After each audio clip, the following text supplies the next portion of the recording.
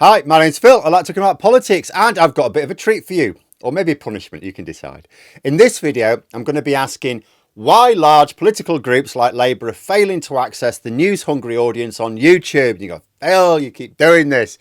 Yes, but this time I'm not going to be asking the question into the echo chamber, but someone who has been closer to the operation and has some useful insights. And it doesn't stop there. Freddie from the What's Left podcast and I discussed a range of issues that all sprouted from this basic concept of the disconnect in communication between politics and the public. So I've split it up into multiple videos, which will be coming out over the next week or so, other news allowing. So I've been able to emulate Douglas Adams. I have prepared for you a trilogy in 5 parts. But first, for daily news and politics, please click the subscribe button to stay notified. So what I'm going to start off with is an observation of the populist right. They're super organised. They've had control of the mainstream media for quite a long time, because all you have to do is buy a newspaper, right? And you've got it.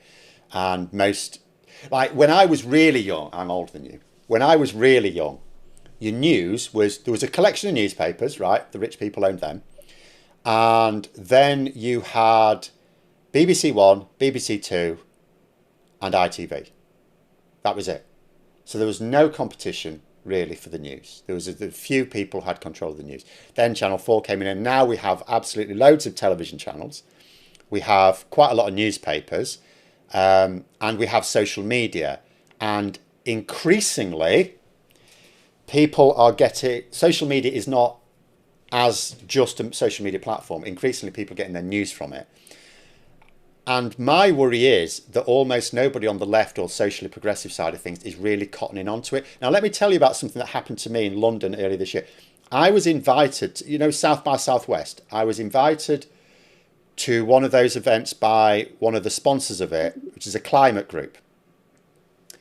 So they invited myself and there was about 9 other YouTube creators from around Europe. I was the only one from Britain.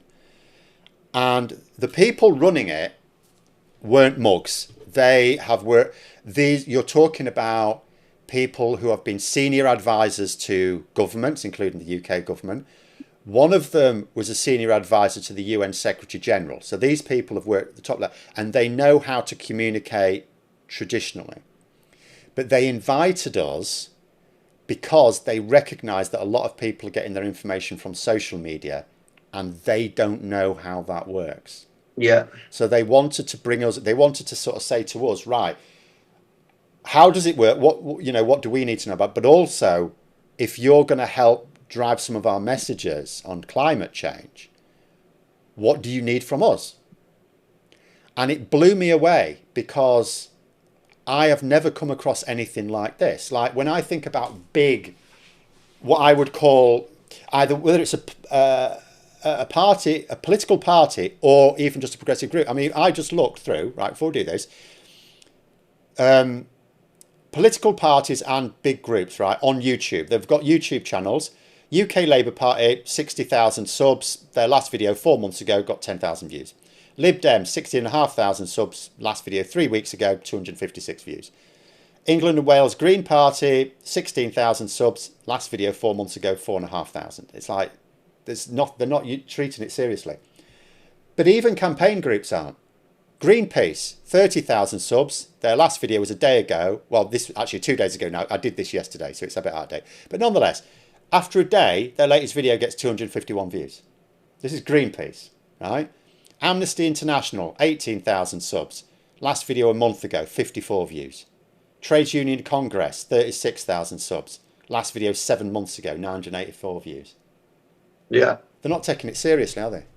Why? Well, look, I'm gonna give you a little bit of pushback. Look, for viewers who don't know, I'm Freddie. I run a podcast called What's Left. It's a progressive podcast aimed at speaking mainly to my generation. I'm 25 years old, but slightly older as well. This kind of digitally native online species that I'm very much a part of.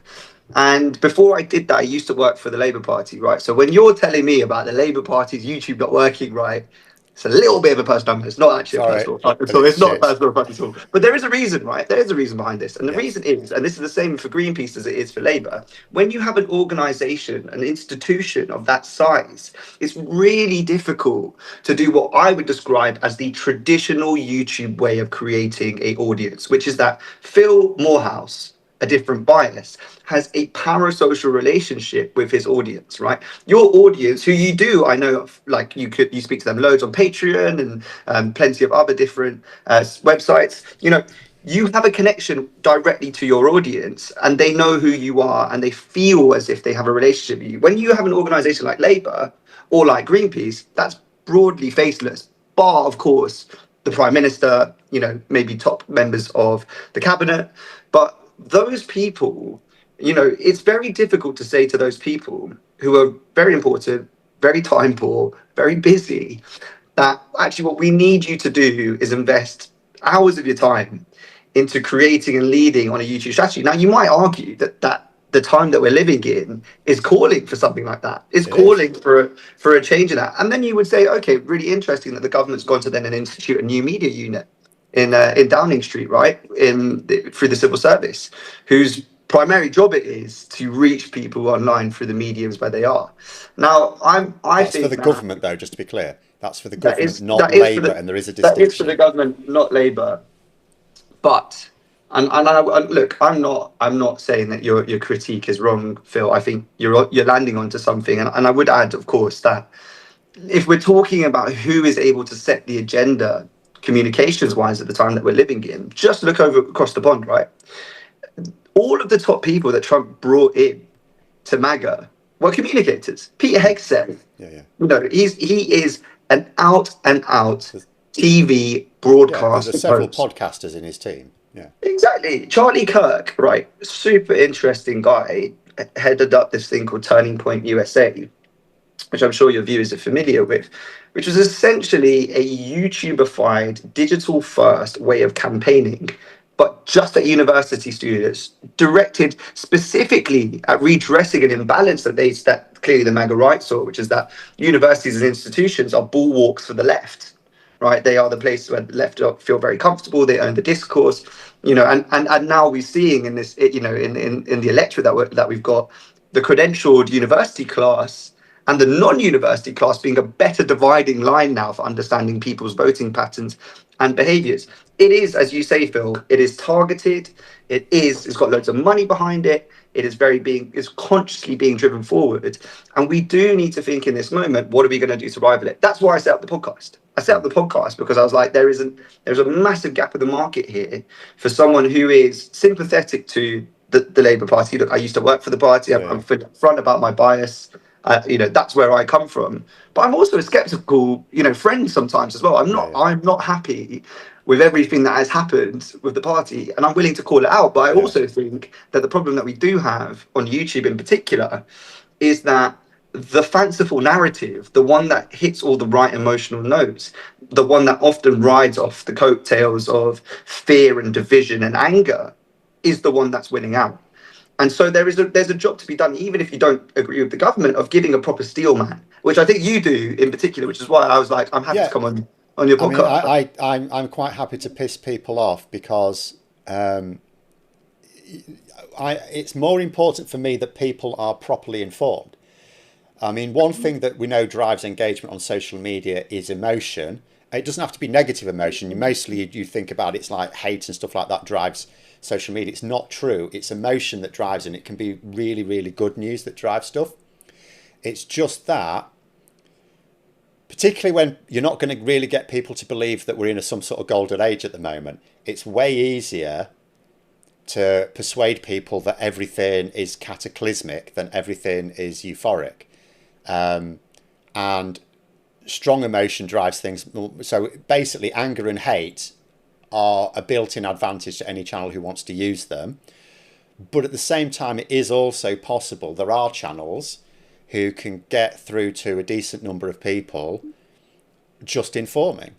That is possible, and it would be possible for some of these groups to do it. I mean, you say about these organisations being faceless. They don't have to be faceless. Campaigns have public faces.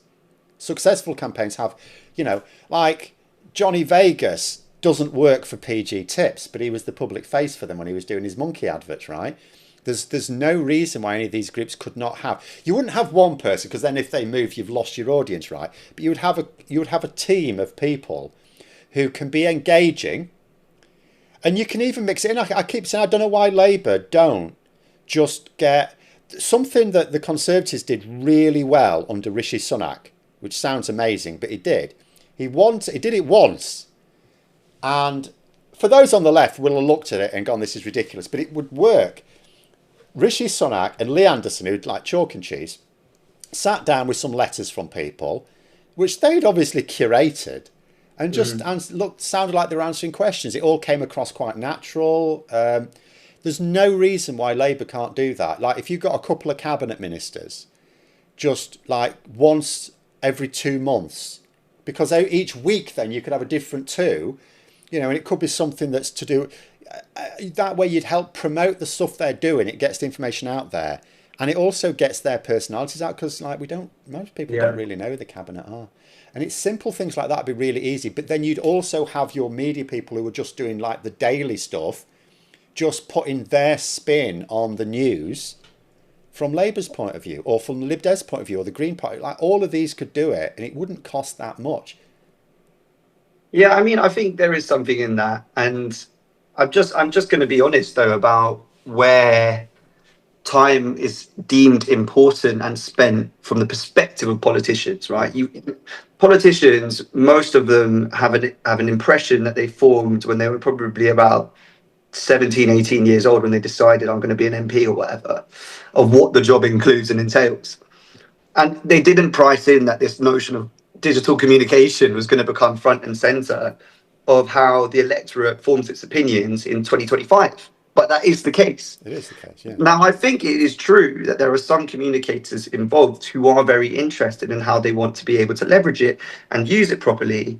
But at the same time, I do think that they are being dogged down by other parts of the job, which is taking up more of its attention. So, link in the description below to Freddie's channel. The rest of our discussion coming over the next few days, all things being well. But let me know what you think in the comments below. For more content, you could subscribe to the channel or even join for access to streams and behind the scenes updates. Thanks for watching, and until next time, I'll see you later.